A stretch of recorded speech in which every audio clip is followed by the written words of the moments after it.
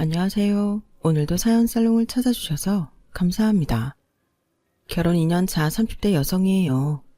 지금은 조금 나아졌지만 한동안 TV에서 첫사랑이란 단어만 나오면 속이 울렁거리고 욕지기가 일던 때가 있었어요. 첫사랑은 여자한테도 그렇지만 특히 남자한테는 꽤나 의미 있는 거잖아요. 그래서 더더욱 저는 마음고생을 해야만 했어요. 바로 자칭 내 남편의 첫사랑인 손이 동서 때문이었죠. 남편과 형님은 국민학교 동창이에요. 그래서 저는 모르는 남편의 어린 시절을 누구보다 잘 알고 있는 인물이죠. 솔직히 이 부분이 마음에 걸리지 않았다면 거짓말일 거예요. 남편과 내가 만나기 전 일이니 샘내지 말자고 애써 질투심을 억누르곤 했지만 그런 제게 툭하면 도발을 하는 형님 때문에 번번이 마음지옥에서 살았어요. 뿐만 아니라 형님의 이간질 때문에 저는 시댁에서 왕따까지 되었네요. 그 바람에 잊고 있었던 지난날 안 좋은 기억이 떠오르더라고요.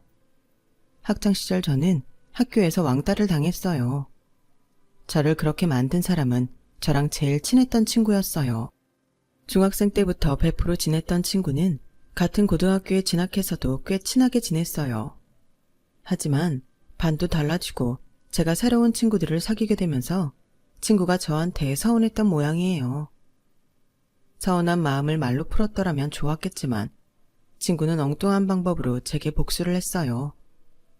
저한테 도벽이 있다는 거짓 소문을 퍼뜨렸거든요. 그로 인해 저는 한순간에 왕따가 돼버렸어요. 나중에서야 소문의 근원지가 친구였다는 걸 알게 된 저는 친구를 찾아가서 따졌고 다음날 학교에 가보니 제가 앙심을 품고 친구를 찾아가 폭력을 휘둘렀다는 소문까지 퍼져 있더군요. 도벽에 폭력까지 제가 하지 않은 짓들로 저는 한순간에 몹쓸 인간이 돼버렸고 반대로 친구는 피해자 코스프레를 통해 주변의 동정을 받으며 지내게 되었죠. 그렇게 저는 고등학교 3년 내내 혼자 다녀야 했어요. 친구한테 배신을 당한 뒤로 3년 동안 사람들과 담을 쌓고 살던 게 버릇이 돼서 대학에 들어가서도 사람 사귀는 게 겁이 났어요. 누가 다가올라 치면 제가 먼저 차단을 하고 마음의 문을 걸어 잠그기 일쑤였죠. 그건 대학을 졸업하고 회사에 입사한 후에도 마찬가지였어요. 사람한테 상처받기 싫어서 벽을 쌓았던 것뿐인데 그러면 그럴수록 주변의 저에 대한 인상은 엉망이 되어 가더군요. 윤정 씨는 사람이 왜 그래? 막내면 막내답게 선배들 커피 심부름도 하고 싹싹하게 구는 맛도 있어야지. 왜 항상 꽂아 놓은 보리자루처럼 뻣뻣하게 굴어? 어떻게 신입이라고 저런 게 들어왔나 몰라. 입사 초부터 과장님을 비롯해 선배들에게 핀잔을 듣던 저는 대리를 단 후에도 회사에 적응을 하지 못했어요. 맡은 일은 문제없이 해냈지만 부서원들과 좀처럼 가까워지지 못한 탓이었죠. 웃긴 건 저랑 친하지 않다는 이유로 밥도 같이 안 먹으면서 자기들 필요할 때는 야근이며 골치 아픈 업무를 떠넘기며 알차게들 부려먹더라고요. 휴가철 스케줄을 짤 때도 자기들이 다 고른 뒤에 남는 날을 저한테 넘기곤 했어요. 선배들이 이렇다 보니 저희 부서에 새로 들어온 신입들도 마찬가지였죠. 언젠가 탕비실에서 신입들이 떠드는 걸 들어보니 그동안 사무실 사람들이 저를 어떻게 생각했는지 알겠더라고요. 야, 넌 사수복도 없다. 어쩌다 윤대리한테 걸렸냐? 그러게나 말이다. 처음엔 일도 잘하고 까탈스럽지 않아서 다행이다 생각했는데 알고 보니 우리 부서 공식 왕따더라고. 사람이 눈치가 없는 건지 배알이 없는 건지 다들 자기 이용해 먹기만 하는데도 찍소리도 못하고 당하기만 하더라. 오직하면 과장님이 휴가 스케줄 짤 때 윤대리는 맨 마지막에 남는 날로 주라고 하더라고. 대리가 사원보다 못한 취급을 받는데 쪽팔리지도 않나 몰라. 회사 생활은 라인탁이라는데 난 초장부터 이게 뭐냐? 완전 똥 밟았어. 그놈의 얼어 죽을 왕따는 내 학창시절을 말아먹더니 이제는 회사 생활까지 엉망으로 만들었어요. 물론 사람들한테 다가가지 못한 내 탓도 있지만 그렇다고 해도 이건 너무하다 싶더라고요. 그렇게 내가 싫으면 나한테 자기들 일은 떠넘기지 말 것이지. 이용할 땐 다 이용하고 뒤에서는 바보 취급이라니. 안 그래도 정이 안 들던 회사였지만 아랫사람들한테까지 이런 소리를 듣고 보니 더는 이 회사에 있고 싶지 않았어요. 물론 이직을 한다 해도 그곳이라고 여기랑 다를 게 없겠지만 그래도 그때는 하루빨리 떠나고 싶다는 생각뿐이어서 구직 사이트를 뒤지게 되었죠. 다행히 꽤 조건이 좋은 곳이 있어서 얼마 뒤 직장을 옮길 수 있었어요. 제가 다니던 회사보다 규모는 작았지만 사원 복지가 좋아서 꽤 인기가 있는 회사였어요. 한 번의 실패 뒤에 이직한 회사라서 이번엔 내가 먼저 사람들한테 다가가야겠다고 마음먹었지만 막상 출근해 보니 그게 잘 안 되더라고요. 당장 출근 첫날 점심은 어떻게 해야 하나 고민을 하고 있는데 과장님이 먼저 다가와 점심을 같이 먹자고 말해주었어요. 며칠 일하면서 보니까 부서 사람들이 과장님을 중심으로 꽤 잘 뭉치더라고요. 다들 사적으로도 꽤 친하게 지내는 것 같았어요. 그런 모습이 부러우면서도 한편으론 두렵더라고요. 이렇게 똘똘 뭉친 사람들 속에서 저만 겉돌면 외로움은 더 클 테니까요. 그런데 얼마 지나지 않아 그런 걱정은 기우에 불과하다는 걸 알게 되었어요. 윤지영 씨, 땡땡동 산다 그랬죠? 그럼 우리 집이랑 가깝네. 난 땡땡동 살거든요. 괜찮으면 나랑 커플 할래요? 기름 한 방울 안 나는 나라에서 혼자 차 끌고 출퇴근하는 것도 그렇고 오며 가며 말동무도 하면 좋잖아요. 어때요? 아, 돈은 따로 안 받을게요. 가끔 커피나 한 잔 사줘요. 저 때문에 굳이 그러실 필요 없어요. 저는 버스 타면 돼요. 혹시 직장 상사랑 카풀하는 게 불편해서 그래요? 아, 내가 거기까진 생각을 못했네. 괜한 소리 해서 미안해요. 아니에요, 그런 거. 제가 패키치는 것 같아서. 그런데 과장님만 괜찮으시다면 카풀할게요. 불편하지 않았다면 거짓말일 거예요. 하지만 이직까지 하고도 사람들이랑 못 어울렸다간 또다시 왕따가 되지 않을까 하는 생각에 용기를 내보기로 했어요. 게다가 과장님은 성격이 워낙 좋아서 직장 상사임에도 불구하고 무척 편했거든요. 성격도 시원시원하고 운동을 좋아해서 그런가 늘 밝고 열정이 넘치는 분이었어요. 무엇보다 부서원들 중 누구도 소외되지 않도록 챙기는 모습이 인상적이기도 했고요. 그렇게 시작된 과장님과의 카풀은 제 직장 생활에 많은 변화를 가져왔어요. 처음엔 막연히 어색할 거라고 생각을 했는데 막상 과장님 차를 타보니 과장님 특유의 친화력 때문에 어색함보다는 친근감이 더 생기더라고요. 회사까지 가는 내내 소소한 일상 얘기부터 직장생활 노하우까지 무르르듯 자연스럽게 흘러가다 보면 회사 주차장에 도착해 있곤 했어요. 이전 직장에서는 회사 입구만 들어서도 한숨이 나고 숨이 콱 막혔었는데 이직 후에는 그런 증상이 싹 사라져버렸죠. 게다가 과장님이 중간에서 다리를 놔주신 덕분에 사무실 직원들과도 금방 친해져서 직장 생활에 활력도 생겼어요. 그렇게 시간은 흘러 이직한 지 1년이 지나던 무렵까지도 저는 과장님과 카풀을 하고 있었어요. 그런데 회식 자리에서 뜻밖의 소식을 듣게 되었지 뭐예요. 참, 김 과장, 집들이는 언제 할 거야? 강남으로 이사한 지가 2달이 넘었는데 왜 아직 말이 없어? 하긴 총각 혼자 사는 집에서 집들이는 좀 그런가? 음식 해줄 사람도 없고 말이야. 그러게 올해는 제발 장가 좀 가라고. 지금껏 카풀을 하면서도 과장님이 이사를 갔다는 사실을 몰랐던 저는 조금 당황스럽더라고요. 강남이면 회사 근처인데 그럼 지난 2달 동안 저 때문에 일부러 다리까지 건너와서 저를 태우고 다시 회사로 갔다는 얘기니까요.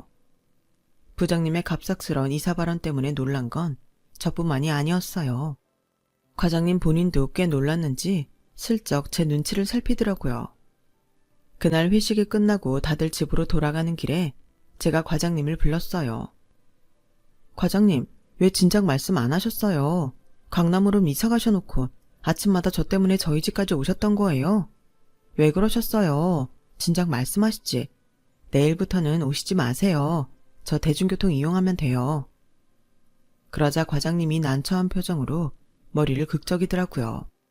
저기 윤대리, 그냥 카풀 계속하면 안 될까요? 아침마다 윤대리가 싸우는 샌드위치 먹으면서 도란도란 얘기 나누는 게 낙이었거든요. 난 아침잠이 없어서 원래 일찍 일어나기도 하고 아침밥 챙겨줄 아내도 없어서 윤대리 아니면 아침도 굶어야 하고 아무튼 내가 좀 곤란해서요. 그러니까 그냥 카풀 계속하죠. 횡설수설하던 과장님은 본인도 말이 안 되는 소리라는 걸 아는지 한숨을 푹 쉬며 제 눈치만 보더라고요. 그러더니 작정한 사람처럼 저를 똑바로 보면서 말했어요. 아, 안 되겠다. 더는 못 속이겠네요. 저 윤지영 씨 좋아합니다. 애초에 카풀하자고 했던 것도 윤지영 씨랑 가까워지고 싶어서 그런 거예요. 이런 식으로 고백할 생각은 없었는데 상황이 이렇게 돼버렸네요. 지영 씨, 나랑 사귈래요? 얼떨결에 사랑 고백에 이어 프로포즈를 받게 된 저는 어리나간 사람처럼 멍하게 서 있었어요. 그렇다고 싫었던 건 아니었어요. 오히려 그 반대였죠. 그동안 과장님을 옆에서 지켜보면서 저런 남자랑 사귀면 재미도 있고 대화도 잘 통해서 좋겠다는 생각을 자주 했었거든요. 다만 상황이 상황인지라 당황했던 것뿐이었어요. 과장님은 그런 제 행동을 거절의 의미로 받아들였는지 얼굴이 벌개져서는 애써 수습을 하려고 애쓰더군요. 내가 너무 부담스럽겠나 봐요. 그러니까 이건 어디까지나 강요하는 게 아니고 그냥 내 마음이 그렇다는 거니까 무시해도 돼요. 난 괜찮아요. 정말이에요. 허둥지둥 손까지 내저으며 당황하는 과장님을 보자 웃음이 나더라고요.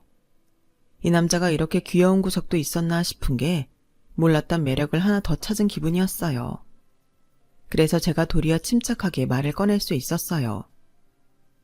과장님은 괜찮으신지 모르지만 저는 안 괜찮을 것 같아요. 고백까지 듣고 사귀자는 말까지 들었는데 어떻게 무시를 해요? 제대로 대답해야지. 좋아요. 우리 사귀자고요. 그런데 오늘 이 프로포즈는 인정 안 할래요. 다음에 멀쩡한 정신으로 다시 해주세요. 그럼 그날부터 1일 할게요. 그제야 과장님은 긴장이 확 풀렸는지 주저앉더라고요. 그리고는 어깨가 들썩일 정도로 킥킥대며 웃었어요. 그리고 며칠 뒤 주말, 과장님과 만난 자리에서 저는 프로포즈를 다시 받을 수 있었어요. 사람 좋아하고 운동을 즐기는 과장님은 저랑 사귀기 시작한 후 그동안 주말에 하던 각종 스포츠 동호회를 정리했어요. 저랑 데이트할 시간이 필요하다는 게 이유였죠. 딱 하나 포기하지 않은 건 풋살 동호회였어요. 운동으로 스트레스를 푸는 사람인 걸 뻔히 아는데 그마저도 그만두게 하면 안 될 것 같아서 제가 계속하라고 했죠. 연애를 하는 동안에도 과장님은 한결같이 쾌활하고 활동력이 넘쳤어요. 소심하고 정적인 저와는 완전 다른 성격이었지만 오히려 그래서 함께 있으면 즐겁고 신이 나더라고요. 이직 후 1년 차에 시작한 이후로 2년 가까이 연애를 한 우리는 결혼을 하게 되었어요. 노총각 둘째 아들이 결혼을 하겠다고 하니까 시댁 쪽에서는 다들 쌍수 들고 환영하는 분위기였어요. 저희 집도 다를 바 없었고요. 둘 다 직장 펀드 타겠다. 부모한테 손 안 벌리고 결혼 준비까지 할 수 있는 경제력을 갖췄으니 딱히 반대할 이유가 없었죠. 결혼식을 준비하면서 알게 된 건데 제 남편이 발이 엄청 넓긴 하더라고요. 결혼식장부터 웨딩사진, 신혼여행, 심지어 한복까지 죄다 인맥을 통해 최상의 퀄리티로 저렴하게 준비할 수 있었어요. 거기다 친구들은 어찌나 많은지 예상 하객수만 해도 어마어마했어요. 반면에 저는 이렇다 할 친구도 없어서 초대해야 할 사람은 고작해야 직장 동료들 정도였어요. 너무 비교가 되니까 창피하더라고요. 이래서 사람들이 대행업체를 이용해 결혼식 하객을 부르는구나 실감했어요. 정연씨, 내가 좀 한심해 보이지. 이 나이 먹도록 변변한 친구도 없고 결혼식에 부를 동창들도 없고 말이야. 실은 내가 학창시절에 왕따를 심하게 당해서 친구도 없고 사람 사귀는 게 서툴러. 다른 사람은 몰라도 남편한테만큼은 제 과거를 털어놓아야겠다 싶어서 고등학생 시절에 당했던 일들을 얘기해 주었어요. 하필 제일 친했던 중학교 동창한테 당한 일이라서 중학교 때 친구들마저도 연락을 끊고 살았다고 말하자 남편이 제 등을 토닥여 주더라고요. 우리 지영이 장하네. 그런 일을 겪고도 이렇게 번듯하게 자라줬잖아. 대단하고 기특해. 조금 전까지 담담하게 제 이야기를 하던 저는 남편의 위로에 눈물이 왈칵 쏟아졌어요. 난 지금까지 내 과거가 창피하다고만 생각해서 감추기에 급급했는데 기특하다는 말을 듣게 될 줄은 몰랐거든요. 가족들한테도 말 못하고 가슴속에 꼭꼭 숨겨두었던 지난날의 아픔이 남편의 한마디에 치유가 되는 기분이었어요. 그리고 이런 생각은 결혼식 당일에도 이어졌어요. 남편은 친구가 없는 저를 배려해 자신이 활동하는 풋살 동호회 사람들을 신부 측 하객으로 초대해 주었거든요. 거기다 남편이 이전에 활동했던 각종 동호회 사람들도 신랑 측이 아닌 신부 측 지인으로 자리를 채워주었어요. 남편이 부탁한 거였죠. 덕분에 실상을 모르는 양가 부모님과 친인척들은 저를 교우관계가 좋은 사람으로 착각하게 되었어요. 지금 생각해도 제 남편처럼 사려 깊은 남자도 드물 것 같네요. 회사 근처에 집을 얻자니 강남이라 전세 보증금이 만만치 않아서 친정과 시댁이 가까운 땡땡동에 집을 구했어요. 어차피 회사 근처로 가기 힘들다면 차라리 아예 모르는 지역보다는 잘 아는 지역에서 사는 게 낫겠다 싶었거든요. 그러다 보니 생각지 못한 문제가 생기긴 했지만요. 저희 시부모님은 딱히 까탈스러운 분들은 아니셨어요. 아버님은 대학에서 행정직으로 일하시다가 퇴직하셨고, 어머님은 동네 학원에서 피아노 학원을 운영하시다가 15년 전쯤 학원을 그만두신 뒤로 살림을 하고 계세요. 두 분 모두 여행을 좋아하셔서 국내 여행은 물론 해외로 배낭여행도 다니실 정도로 여행광이세요. 그러다 보니 자식들 사는데 크게 관여를 안 하시는 편이시죠. 며느리 입장에선 그런 점이 얼마나 편한지 몰라요. 여기까지만 보면 남편 복에 시부모님 복까지 남부러움 살만한 결혼이 분명하지만 인생이 어디 다 가지고 살 수 있나요? 제 결혼에도 복병이 있더라고요. 앞에서 말했던 손이 동서였죠. 제 남편의 국민학교 동창인 형님은 평소 집에서 제 남편한테 도련님이라는 호칭 대신 이름을 불렀어요. 처음 형님이 시집 왔을 때 어머님이 호칭 문제로 잔소리를 하긴 하셨다는데 아직도 형님은 버릇을 못 고치고 제 남편을 이름으로 부르더라고요. 동서는 모르겠지만 우리 정연이가 어릴 때 꽤 인기가 많았어. 얼굴도 잘생긴 데다가 남자다웠거든. 게다가 달리기는 또 얼마나 잘했나 몰라. 아, 동서는 모르겠구나. 우리 정연이 국민학생 때 학교 육상부였어. 말끝마다 동서는 모르겠지만 이라는 말을 갖다 붙이는데 나중엔 그 소리만 들어도 신물이 올라올 지경이었어요. 어린 시절 안 좋은 경험 때문에 참는 거라면 누구보다 자신 있는 저였지만 내 남자를 두고 날 자극하는 형님 앞에서는 인내심도 금방 바닥을 드러내게 되더라고요. 그래서 하루는 그동안 참았던 불만을 터놓았죠. 형님, 이제 그만 좀 하세요. 너무 유치하지 않아요? 형님이랑 우리 그이가 국민학교 동창이면 뭐요? 말끝마다 형님이 저보다 내 남편에 대해 잘 아는 것처럼 말하는데 저 그런 소리 들을 때마다 불쾌해요. 지금의 내 남편을 잘 아는 건 형님이 아니라 저니까요. 그리고 말끝마다 우리 정연이라고 부르는 것도 안 그랬으면 좋겠네요. 앞으로 내 남편 이름은 동창회에 나가서나 부르시고 집안에선 도련님이라고 불러주세요. 나름 수위 조절을 하면서 했던 말인데 제 말을 들은 형님은 마치 제가 하극상이라도 벌인 것처럼 온 집안이 떠나가라 소리치며 울먹였어요. 동서, 정말 너무해. 동서는 내가 그렇게 싫어? 아무리 그래도 그렇지. 자기보다 나이도 많은 손윗사람한테 어쩜 그렇게 막대할 수가 있어? 난 그저 도련님이랑 동창이란 말 한마디 했을 뿐인데 그게 그렇게 듣기 싫을 정도로 불쾌했어? 알았어. 동서가 싫다면 앞으로는 안 그럴게. 근데 이거 하나만 알아둬. 동서 시집 오기 전까지 이 집 식구들 누구도 나한테 이런 대접한 사람 없었어. 왠줄 알아? 내가 맏며느리로 살면서 제사면 명절 때 독박 쓰고 일하면서도 혼자 사는 도련님까지 챙겨가며 나름대로 헌신했으니까 그런 거야. 그런데 동서 눈에는 그마저도 고깝게 보였던 거구나. 내가 오지랖이었네. 난 그저 밖에서 일하는 동서 힘들까봐 지금까지 하던 대로 해왔던 것뿐인데 동서를 불편하게 했다니 다 내 탓이지 뭐.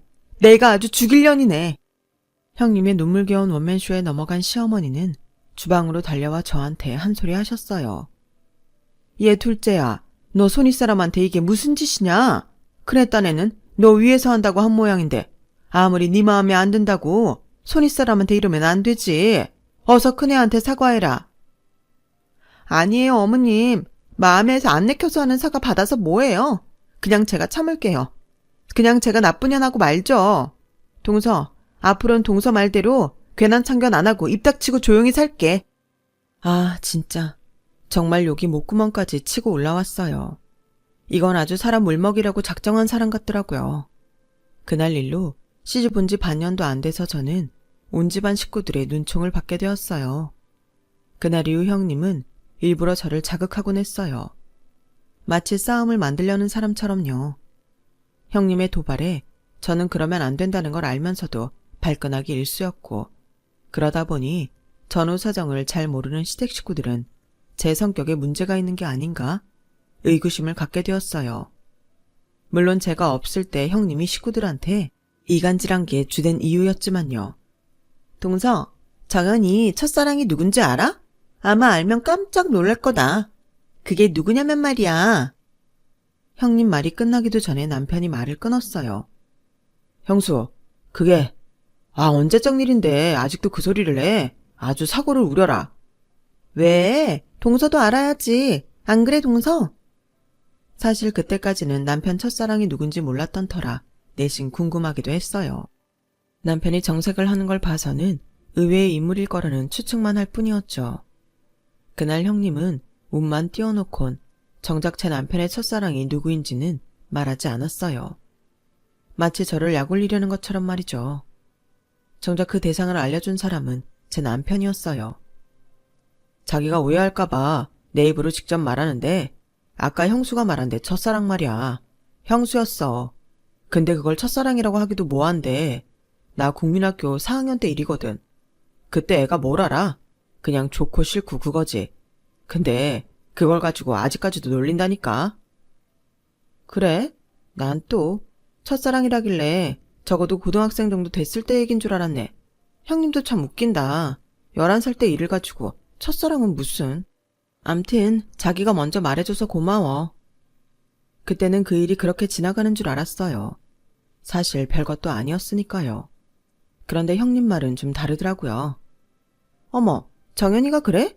국민학생 때 일이라고? 걔 아주 웃기는 놈이네.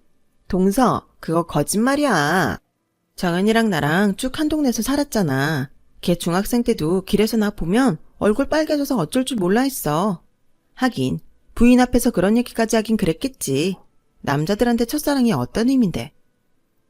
정작 본인은 아니라는데도 형님은 그놈의 첫사랑에 의미 부여를 해댔어요.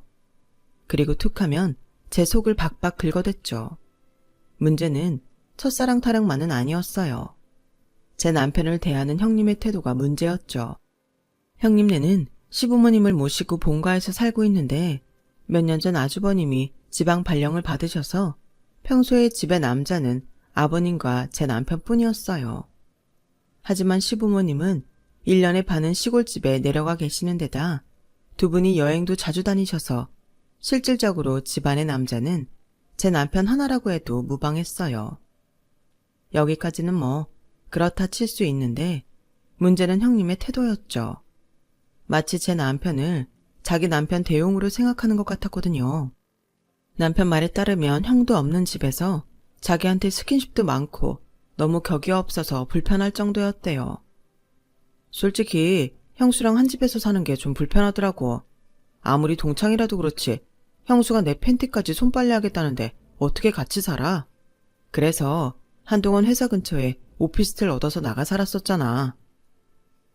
제 남편조차도 불편해하는 행동을 형님은 서슴지 않고 했고 제가 시집을 온 뒤에도 그런 버릇은 고쳐지지 않았어요. 어머, 정연이 너 허벅지 굵다. 힘 좋겠는데? 이러면서 제 남편 허벅지를 손으로 쓸어대는데 정말 욕 나올 뻔했다니까요. 그뿐인 줄 아세요? 하루는 마트에서 제 남편 속옷을 사왔더라고요. 정연아, 나 오늘 마트 가서 네 거 트렁크 팬티 샀다. 이쁘지? 딱 네 스타일이지? 너 삼각 팬티는 찡겨서 못 입잖아. 그러면서 팬티를 내미는데 순간 열이 확 오르더라고요. 형님, 지금 뭐 하시는 거예요? 형님이 왜 제 남편 속옷을 사요? 살 거면 아주버님 거나 사세요. 아, 정연이랑 난 원래 이런 거 안 가려. 동서가 몰라서 그러는데 어릴 때부터 동네에서 볼 거 안 볼 거 다 보고 자란 사이인데 이깟 팬티가 뭔 대수라고. 정연아, 너도 그렇지?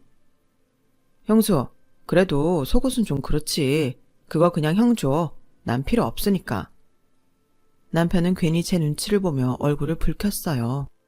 이쯤 했으면 그만둘 법도 한데 형님은 기어이 트렁크 팬티를 들고 주방으로 들어가 시어머니께 그러는 거예요.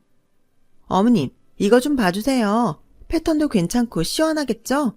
정연이 주려고 사왔는데 어머님은 어떠세요?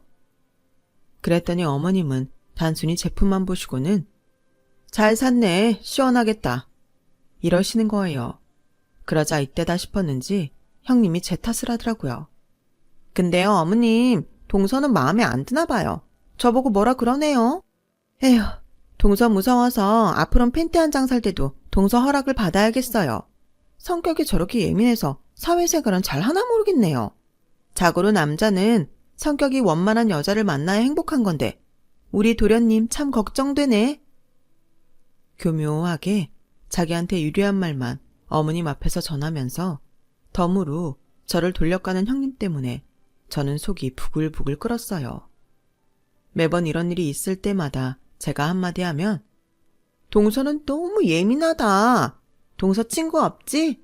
성격이 모나면 주변에 사람이 나만하질 않아.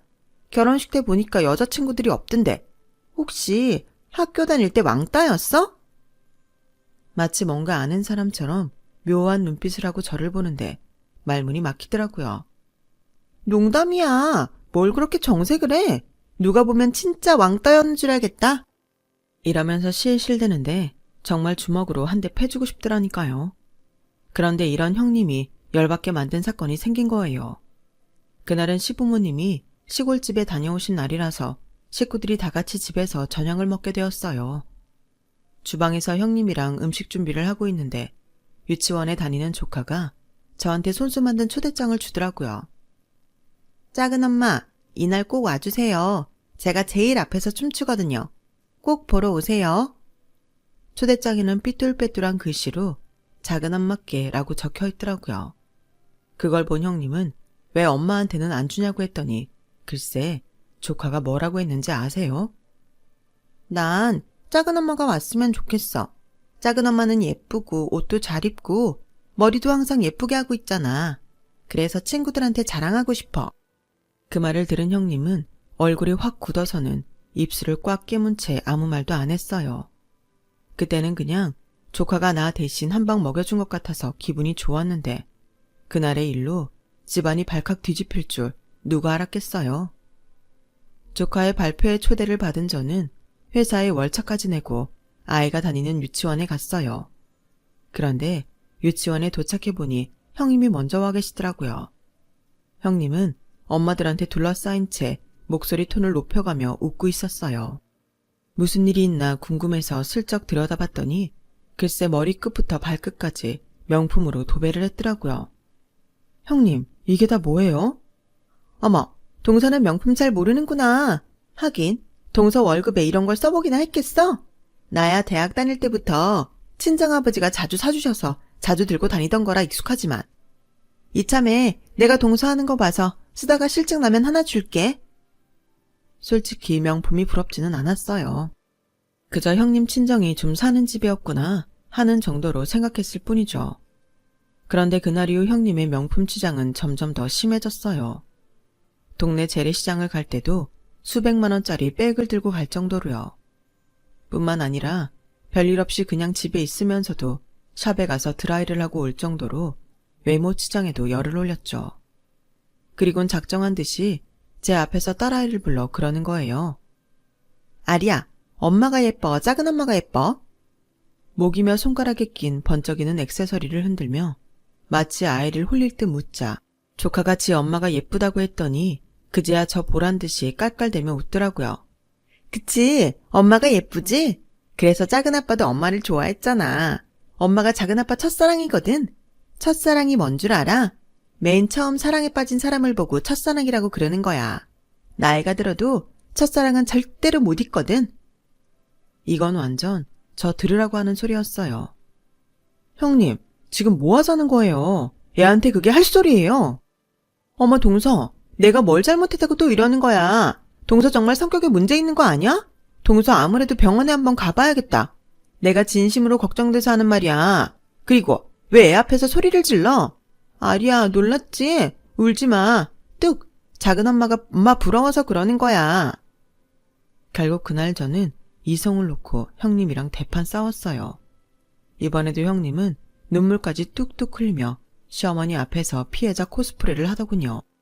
안 그래도 형님의 이간질 때문에 저와 사이가 소원해진 시어머니는 형님 편을 드시며 저를 집으로 돌려보내셨어요. 집으로 돌아온 저는 억울해서 한참을 울다가 잠이 들었고 퇴근한 남편이 퉁퉁 부은 제 눈을 보고는 무슨 일이냐고 묻더라고요. 여보, 나 정말 형님 때문에 억울해서 못 살겠어. 이젠 하다하다 애 앞에서까지 자기가 당신 첫사랑이라면서 내 속을 긁는데 정말 미치겠다니까. 어머님한테 뭐라고 했는지 어머님도 형님 편만 드시고 형님이 나보고 성격 이상이라고 병원에 가보란 소리까지 했다니까. 애처럼 엉엉 우는 저를 본 남편은 자기가 형님이랑 얘기를 해보겠다며 나갔어요. 그리고 그날 밤 남편은 자정이 다 돼서야 집에 돌아왔어요. 아무래도 형님하고 얘기가 잘 안 된 것 같았어요. 그리고 그날 이후 남편의 말에 따라 한동안 본가에 발길을 끊고 살게 되었어요. 그런데 사람 일 한 치 앞도 모른다고 몇 달 뒤 집안에 난리가 났지 뭐예요. 아주버님이 형님이랑 별거에 들어간 거예요. 어머님 호출을 받고 본가에 갔더니 어머님이 그러시는 거예요. 세상에, 그게 간이 부었지. 지 남편은 혼자 지방에 내려가 그 고생을 하고 돈을 버는데 지 남편 사는 곳은 들여다볼 생각도 않고 생활비까지 빼돌려선 그 비싼 백이며 구두를 사시너? 글쎄, 그네가 지난 몇 달간 쓴 카드값이 2천만 원이 넘는단다. 그뿐인 줄 아니? 아리 앞으로 들어둔 적금이며 예금까지 홀라당 빼서는 보톡스에 피부관리까지 받으러 다녔단다. 이게 제정신 박힌 사람이 할 짓이니? 그래놓곤 동창회에 나가서 둘째가 아직도 지를 못 잊어서 이혼하려고 그런다고 거짓말까지 해서는 내 두 아들 얼굴에 먹칠까지 했잖니. 아우 나쁜 년. 저한테 자랑했던 돈 많은 친정아빠는 애초에 없었어요. 형님이 중학생 때 돌아가셨더라고요. 거기다 알고 보니 형님이 꽤 오랫동안 제 남편을 짝사랑했었더라고요. 제 남편한테 집착하고 저를 시기했던 것도 그런 이유에서였죠. 형님의 명품 소동으로 인해 저는 그동안 형님의 거짓말에 속아 저를 오해했던 가족들과 화해를 했어요. 하지만 여전히 아주버님 내외는 별거 중이에요. 조카는 저희 어머님이 맡아서 키우고 계시고요. 처음엔 형님이 미워서 고소하다는 생각을 했지만 지금은 오히려 불쌍하다는 생각만 드네요. 말도 안 되는 거짓말에 분수에 넘치는 사치까지 부린 형님의 행동 이변엔 자기 자신에 대한 자존감이 너무 낮았던 게 원인이 아닐까 생각하거든요. 그리고 그건 어쩌면 자신이 사랑받지 못했다는 서운함 때문이기도 할 테고요. 그렇다고 형님의 행동이 용서가 되는 건 아니에요. 자신이 저지른 행동은 스스로 책임을 져야 하니까요. 그래야 진정한 어른이겠죠. 저도 더 어른답게 생각하고 행동하려고 노력해야겠습니다. 지금까지 제 사연을 들어주셔서 감사합니다. 건강하시고 행복하세요. 여러분, 사연 댓글에 응원과 현명한 조언 부탁드려요. 좋아요와 구독은 저에게 큰 힘이 됩니다. 오늘도 좋은 일 가득하세요.